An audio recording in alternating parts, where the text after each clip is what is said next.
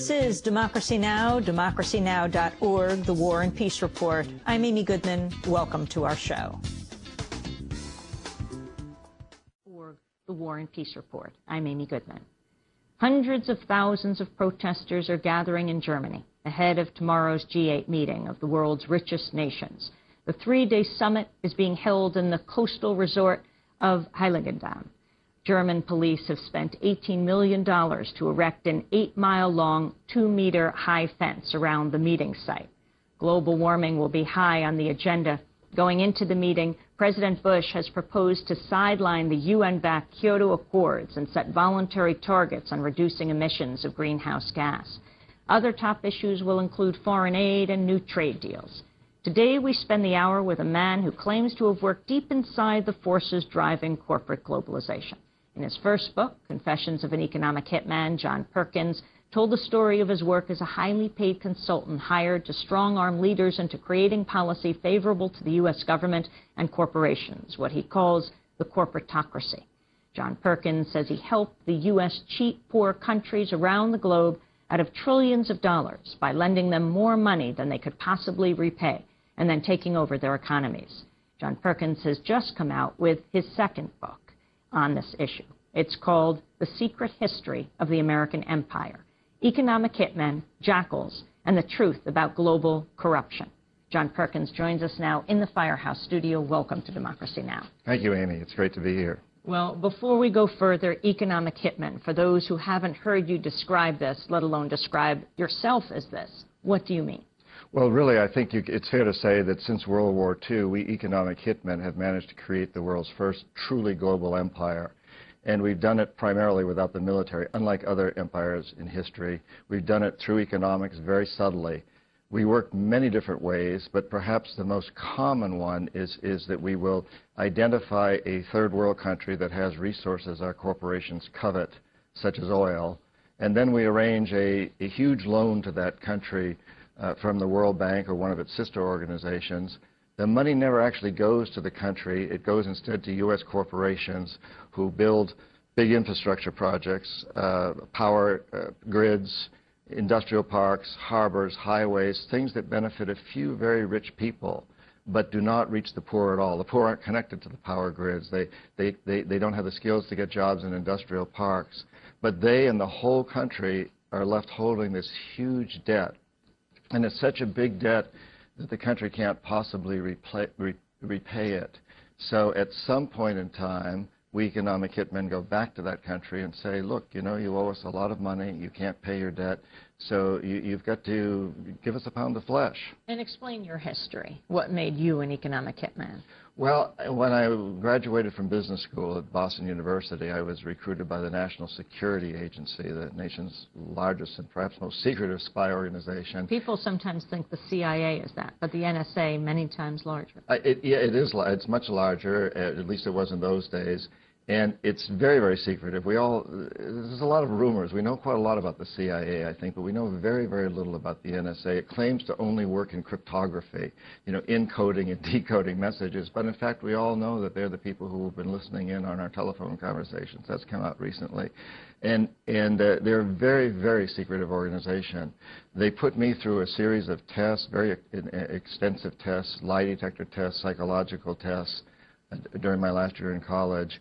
And I think it's fair to say that they identified me as a good potential economic hitman.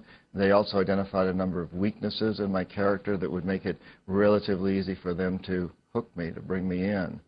And I think those weaknesses are kind of what we might call the three big drugs of our culture: money, power, and sex. Who amongst us doesn't have one of them? I had all three at the time. And then I joined the Peace Corps. I was encouraged to do that by the National Security Agency. I spent 3 years in Ecuador living with indigenous people in the Amazon and the Andes, people who today, and at that time, were beginning to fight the oil companies. In fact, the largest environmental lawsuit in the history of the world has just been brought by these people against Texaco, Chevron. And that was incredibly good training for what I was to do.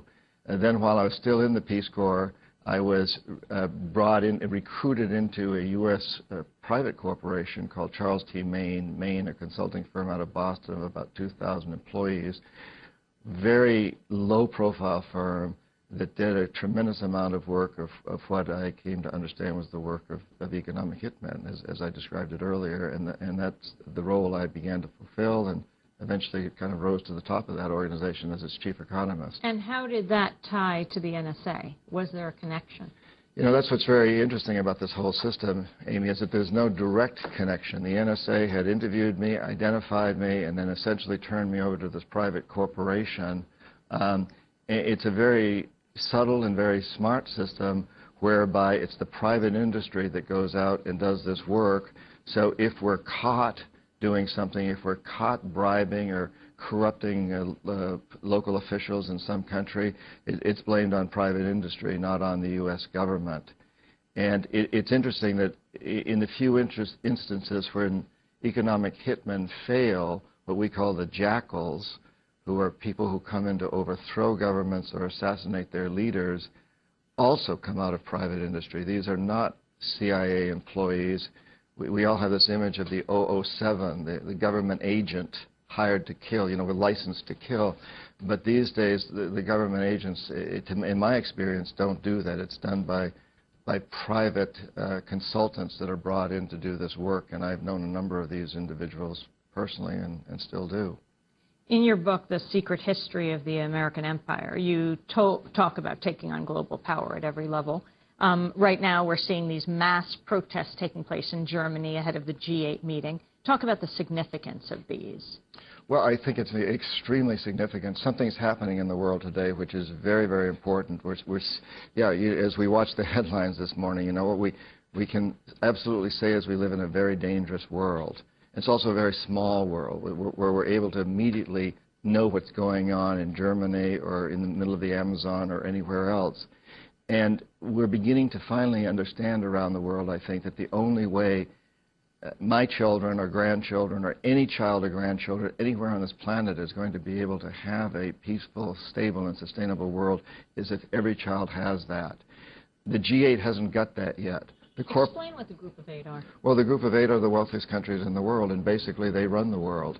And the leader is the United States, and it's actually the corporations within these countries, that run it. It's not the governments, because after all, the governments serve at the pleasure of the corporations.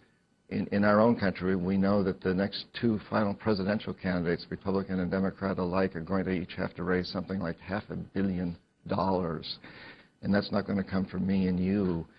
Primarily, that's going to come from the people who own and run our big corporations. They're totally beholden to the government. So the G8 really is this group of countries that represent the biggest multinational corporations in the world and really serve at their behest.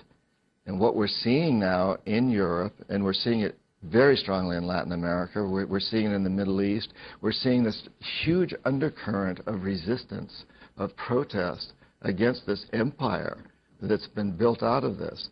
And it's been such a subtle empire that people haven't been aware of it because it wasn't built by the military. It was built by economic hitmen. Most of us aren't aware of it. Most Americans have no idea that these incredible lifestyles that we all lead are because we're part of a very vicious empire that literally enslaves people around the world, misuses people. But we're beginning to understand this, and the Europeans and the Latin Americans are at the forefront of this understanding. Well, we're going to talk to you about Congo, about Lebanon, about the Middle East, about Latin America, much of what you cover in The Secret History of the American Empire.